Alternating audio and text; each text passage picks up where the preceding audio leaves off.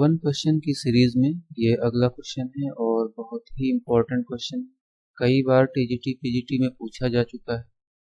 तो क्वेश्चन है कि the number of sides in a polygon in which number of diagonals are 44। तो हमें बताना है कि उस बहुभुज में भुजाओं की संख्या क्या होगी जिसके विकर्णों की संख्या 44 है। तो पहले हम भुजाओं की संख्या को मान लेते हैं। तो भुजाएं हमने n मान ली। अब यहाँ पर विकर्णों की संख्या ज्ञात करने का जो फार्मूला है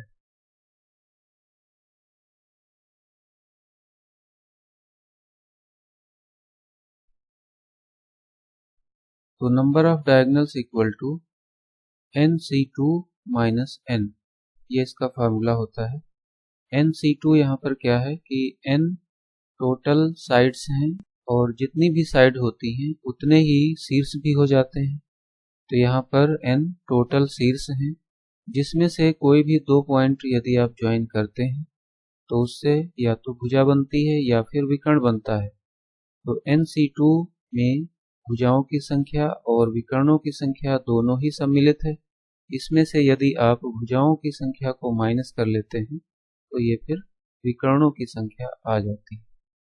अब यहाँ पर हमें विकर्ण दिए गए हैं तो ये इधर हम 44 रख सकते हैं और इसका फार्मूला होता है factorial n upon 2 factorial into n minus 2 factorial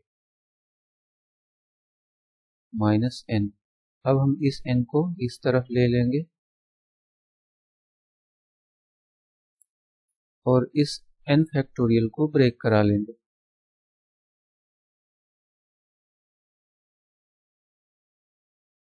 तो इस प्रकार से इसको ब्रेक करा लेंगे।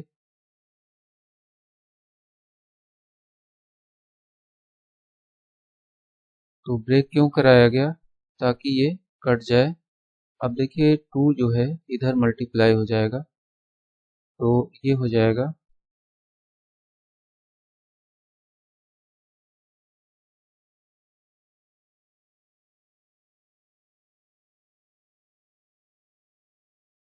इस प्रकार से हो गया। यहाँ पर ये n रहेगा। अब ये हो जाएगा n square minus 3n minus 88 equal to 0। तो ये क्वाड्रेटिक इक्वेशन बन गई है। अब हम 88 के दो फैक्टर कर लेंगे तो 88 के दो फैक्टर 11 और 8 हो जाएंगे। तो इसको जब हम माइनस करेंगे तो ये 3 आ जाएगा। इसको फैक्टर कर लेते हैं।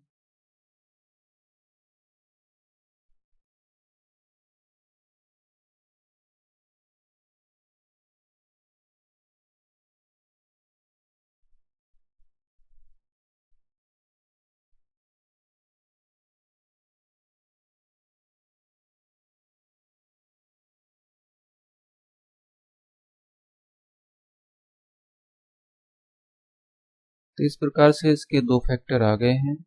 अब यहाँ पर दोनों फैक्टर्स से हम देख रहे हैं कि पहला फैक्टर n की वैल्यू 11 दे रहा है और दूसरा फैक्टर n की वैल्यू -8 दे रहा है। तो भुजाओं की संख्या कभी भी माइनस में नहीं होती है तो ये वाला नहीं हो सकता। तो यहाँ पर भुजाओं की संख्या 11 हो जाएगी। तो इस प्रकार से सही ऑप्शन ये डी हो जाएगा। तो इस क्वेश्चन में जो फार्मूला हम लोगों ने यूज किया उसको हाईलाइट कर देते हैं। तो ये फार्मूला यहाँ पर यूज किया गया है, number of diagonals equal to nc2 minus n।